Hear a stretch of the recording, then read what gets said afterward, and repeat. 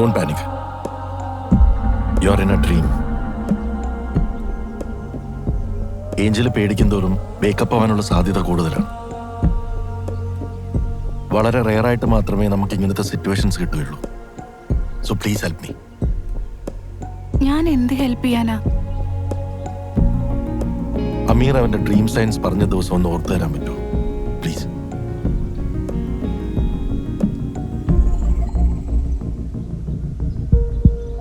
ആരും കാണാണ്ട് ഒരാളും അറിയാണ്ട് ഏഞ്ചൽ എന്നോട് സംസാരിക്കുന്നത് എന്തെങ്കിലും കുഴപ്പമുണ്ടോ? പക്ഷെ അങ്ങനെ പറ്റില്ലല്ലോ. പറ്റും. എങ്ങനെ? ഞാൻ പറയണ ശ്രദ്ധിച്ച് കേൾക്ക. വെള്ളാരം കല്ലുകൾ നിറഞ്ഞ താഴ്വാരം, 7-ാം വളവിലെ കുരിശിൻ ചുവട്, മഞ്ഞിൽ കുളിച്ച എസ്റ്റേറ്റ് വഴികൾ, സീതാർ മൗണ്ടിലെ കുതിരവണ്ടികൾ, ദർഗ തെരുവിലെ S87. ഇവിടെയൊക്കെ പോയി എന്നെ മാത്രം മനസ്സിലാലോചിക്കാൻ പറ്റൂ.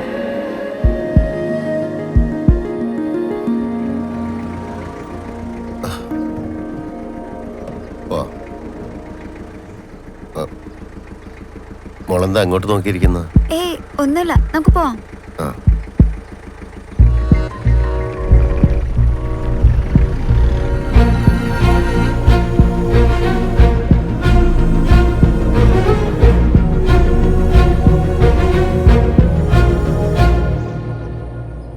അമീർ, എന്താ ഉപ്പച്ചി? അവൾ ഒറ്റയ്ക്കായിരുന്നില്ല വന്നത്. അവളുടെ കൂടെ ആരോ ഉള്ളതുപോലെ തോന്നുന്നു. ആര്? മനുഷ്യൻ 3 കാലത്തിലും ഒരേപോലെ ജീവിക്കുന്നു. അറിയോ നിനക്ക്? ഇല്ല.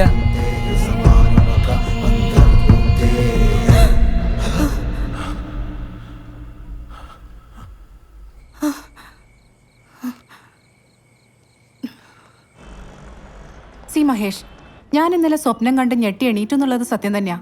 I agree. കണ്ട സ്വപ്നം എന്താണെന്ന് ക്ലിയർ ആയിട്ട് എനിക്ക് ഓർമ്മയില്ലെങ്കിലും but one thing is sure, you and Aamir were there in it. പക്ഷെ അങ്ങനെ സ്വപ്നം കണ്ടത് ഞാനൊരു സൂപ്പർ വോ ഫാക്ടർ ആയിട്ടൊന്നും കാണുന്നില്ല. Why? Because we just met yesterday and we spoke about Aamir. അത് അങ്ങനെ ആയിക്കൂടെ? Can't it be just a coincidence? Possible.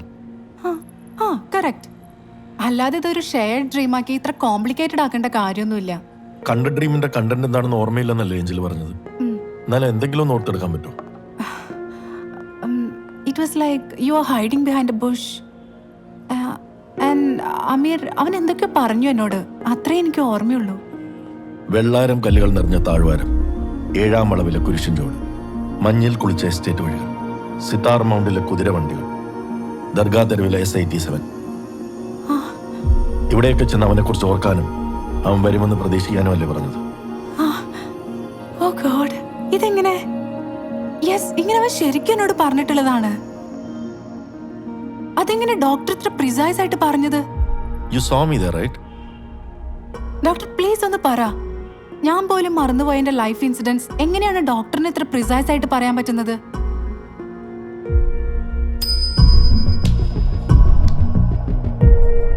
അന്ന് നമ്മൾ ആദ്യമായിട്ട് ലൈബ്രറി വെച്ച് കണ്ടപ്പോൾ പറഞ്ഞതല്ലാതെ പുതുതായിട്ടൊന്നും എനിക്ക് പറയാനില്ല Angel.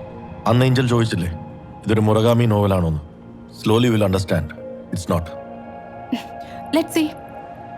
But why did you just toss the coin? Just to make sure I am not in a dream. കണ്ട സ്വപ്നം ഓർമ്മയില്ല എന്ന് പറയുന്നത് അതിൽ അസ്വാഭാവികതയൊന്നുമില്ല. That's quite possible. പക്ഷേ സ്വപ്നത്തിൽ വെച്ച് ജീപ്പ് കയറുന്നതിന് മുമ്പ് തേയിലക്കാടുകൾക്കിടയിൽ ഒളിച്ചിരുന്ന ഡോക്ടർ ഏഞ്ചൽ നോക്കിയിട്ടുണ്ടെങ്കിൽ then she is trying to hide something. എനിക്കും അത് ആദ്യം മുതലേ ഫീൽ ചെയ്തിട്ടുണ്ട്. ഏതായാലും ഡോക്ടർ ഇനി നേരിട്ട് ഏഞ്ചലിനെ കാണാൻ പോകാതിരിക്കുന്നതാണ് നല്ലത്. That's going to be dangerous. നിങ്ങൾ രണ്ടുപേരും ഡ്രീമിൽ ഒരു കോമൺ സ്പേസ് ഷെയർ ചെയ്യുന്നുണ്ട്.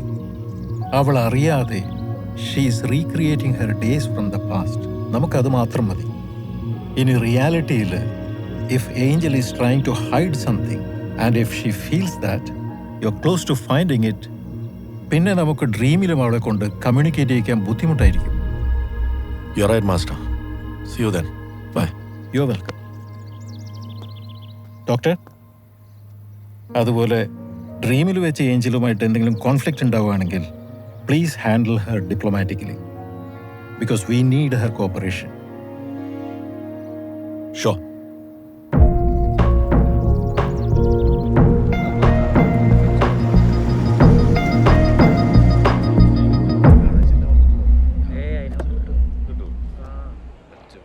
ബെന്നിച്ചേട്ടൻ ദേ ആ കണ്ണ ബസ്സിലുണ്ടാവും.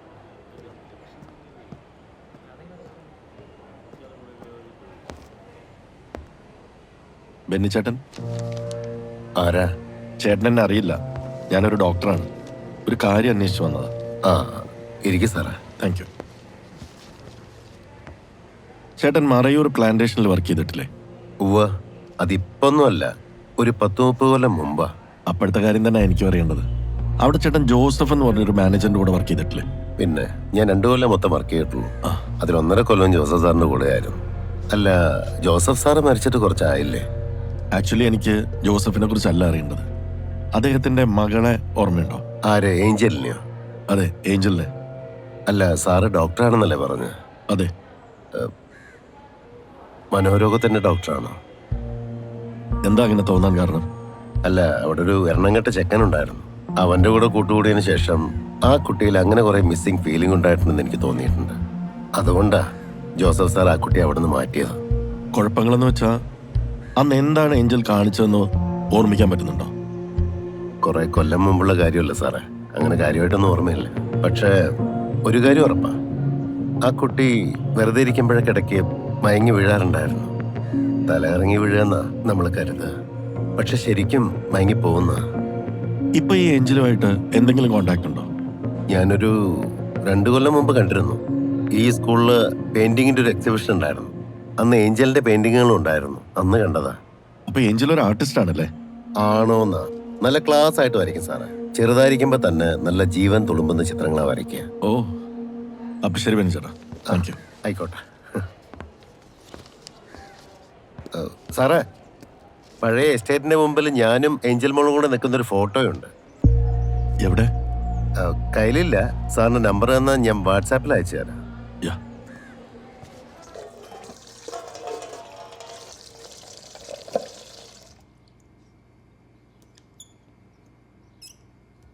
മഹേഷ്, നമ്മളില്ലാത്തപ്പോ ഇവിടെ ആരോ വന്നിട്ടുണ്ട്.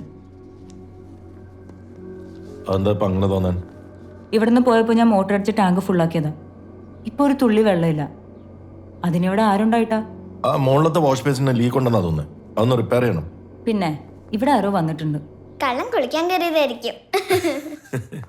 നീ എന്തായി വരയ്ക്കുന്നേ? It's a snail. ഒച്ചോ? നീ എന്തിനാ ഒച്ചിന് വരയ്ക്കുന്നേ? ഞാൻ നേരത്തെ ഇവിടെ കണ്ടായിരുന്നു. എവിടെ? ഇങ്ങ് താ ഡാഡി.